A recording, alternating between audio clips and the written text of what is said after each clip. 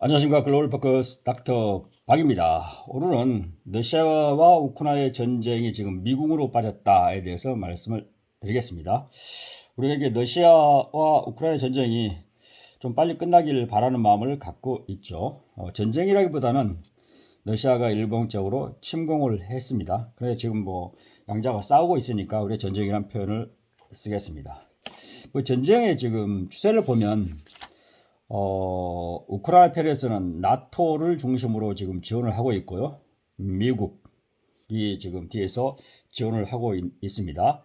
반면에 러시아는 뭐 표면적으로 지원을 하고 있지 않은 것 같지만 그 뒤에서 지금 묵시적으로 지원하는 나라가 중국, 중동의 산유국, 그다음에 인도가 뒤에서 지원을 하고 있는 걸로 알려져 있어요. 왜 이렇게 지원을 할까? 이것은 결국 이해관계가 있어서 그렇습니다. 이 전쟁을 통해서 이익을 얻을 수 있는 것이 있죠. 돈을 벌 수도 있고요. 자원을 확보할 수도 있고 영토를 또 좀 차지할 수도 있고요. 중요한 것은 국제적인 영향력 때문에 각 나라가 이게 뒤에서 후방 지원을 하고 있는 걸로 알려져 있습니다. 그런데 최근에 이 전쟁에서 지금 변화가 일어나고 있습니다. 미국이 실질적으로 지원을 하려고 하지만 지원을 못하는 사태가 발생하고 있습니다. 그래서 지금 현 상황으로 봐서는 전쟁이 오래되다 보니까 우크라이나가 외국의 지원을 받아서 지금 전쟁을 하고 있는 입장이기 때문에 대단히 불리하다. 그 원인은 이렇습니다. 미국은 지금 11월 달에 대통령 선거가 있습니다. 공화당과 민주당과 공화당의 대통령 선거가 있는데 이번에 유력 후보로서는 트럼프 전임 대통령, 현 대통령 바이든 대통령이 지금 붙을 것 같아요. 그런데 바이든 대통령 민주당에서는 지금 우크라이나를 지원해서 우크라이나 전쟁을 자기가 지금 유리한 조건, 유리한 환경으로 끌어서 선거에 활용하려고 하는데 공화당은 그렇지도 않은 것 같아요. 우크라이나가 지금 전쟁하는 것에 대해서 뭐 관심은 있지만 이 전쟁이 자기들에게 공화당에게 어떻게 유리할까를 고심하고 있는 것 같아요. 그래서 이번에 바이든 정부에서 행정부에서 우크라이나 지원책을 내놨는데 지금 그 미국 정부는 의회에서 통과되지 않으면 그 예산이 통과되지 않습니다. 지원책을 내놨는데 그런데 지금 미국은 하원과 상원으로 이루어져 있는데 하원에서 예산안을 올려야 됩니다. 그런데 유감스럽게도 국회의원 하원이 435명 중에서 219명이 공화당이고 213명이 민주당입니다. 그러니까 공화당이 다수당이에요. 또 마이크 존슨 하원 의장이 공화당 출신입니다. 그래서 이 법안을 우크라이나 지금 지원하는 법안을 계속 딜레이 시키고 있습니다. 아마도 11월까지 계속 딜레이 시킬 것 같아요. 그렇게 되면 우크라이나는 지금 무기도 없고 돈도 없어서 전쟁을 지속할 수가 없습니다. 이런 상황이에요. 지금 딜레마죠. 이렇게 되다 보니까 공화당이 지금 반대를 하고 있어서 뭐 반대한다고 하진 않지만 법안을 올리지 않은 것을 반대하고 있는 거잖아요. 시간을 끌어버리니까. 그래서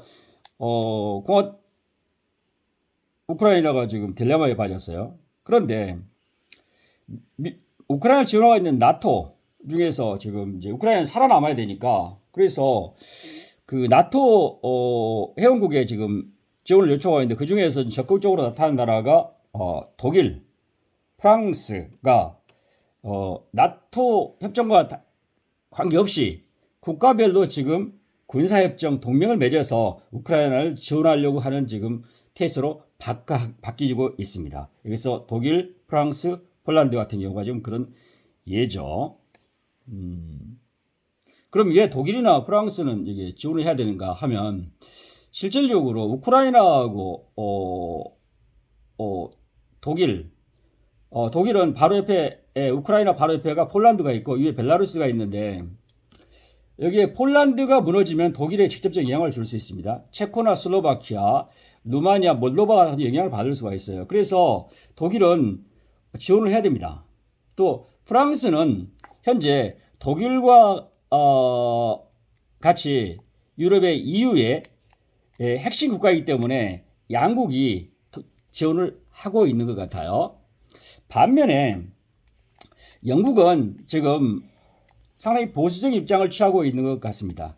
영국은 지금 현재로 봐서는 자기가 지금 국가가 지금 거의 무너진 상태입니다. 영국이 EU에 의해서 블랙시트라고 하나요? EU에서 지금 빠져나와 가지고 경제가 엉망이에요. 지금 아주 가난합니다. 그런데 물론 군사력은 현재로 유지하고 있지만 현재 국가 경제가 지금 나락에 떨어져 있습니다. 국민들이 지금 아사는 아니지만 굶어 죽을 상태입니다. 지금 유일하게 할 수 있는 것은 뭐 손흥민 선수가 하는 축구 정도만 잘하고 있어요. 축구 비즈니스로 잘하지.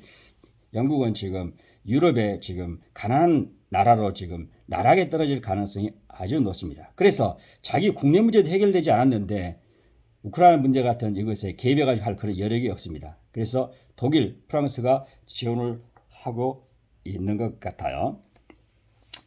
자, 그러면 이제 독일, 프랑스가 지원을 하고 미국이 유보적인 민주당 정부는 지원을 하지만 공화당이 지금 반대해서 지원을 못하고 있으면 이 전쟁이 제법 오래 갈 텐데 언제쯤 해결될까 이렇게 궁금해할 것 같아요. 해결이 안 될 것 같습니다. 이번에 우크라이나 전쟁이 일어나고 나서 나토가 깜짝 놀라서 지난 75년 동안 75년 동안 유럽의 국가이면서 EU 국가이면서도 나토에 가입하지 않은 국가가 두 국가가 있었습니다. 스웨덴과 핀란드 두 국가가 있었어요. 그런데 이번에 러시아가 우크라이나를 침공하니까 핀란드나 스웨덴이 깜짝 놀라가지고 나도 나토에 들어가야겠다 지금 했어요. 두 나라가 신청을 했습니다.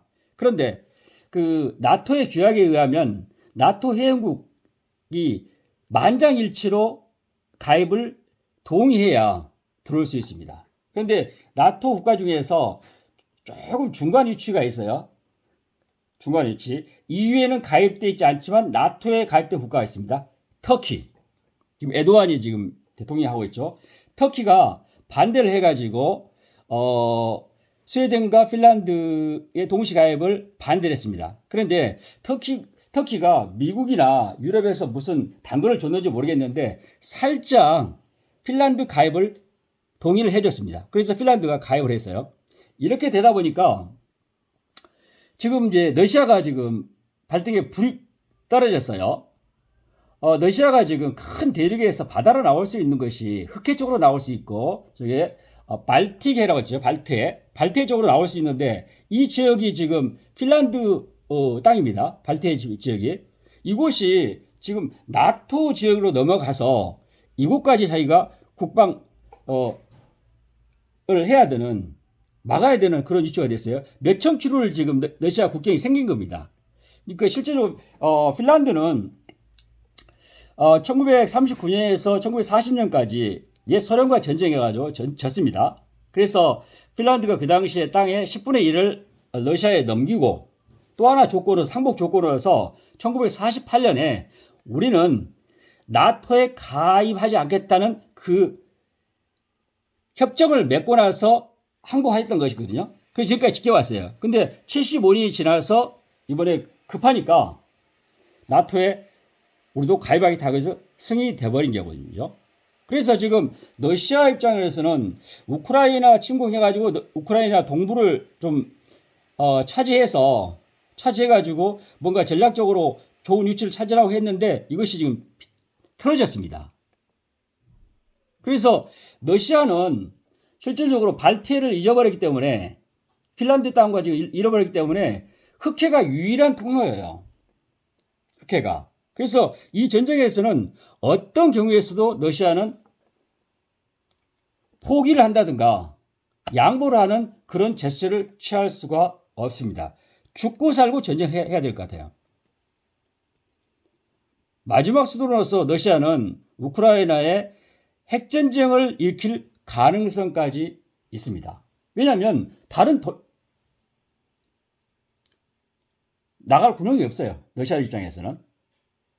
자, 이런 상황이 계속 되고 있는 것 같아요.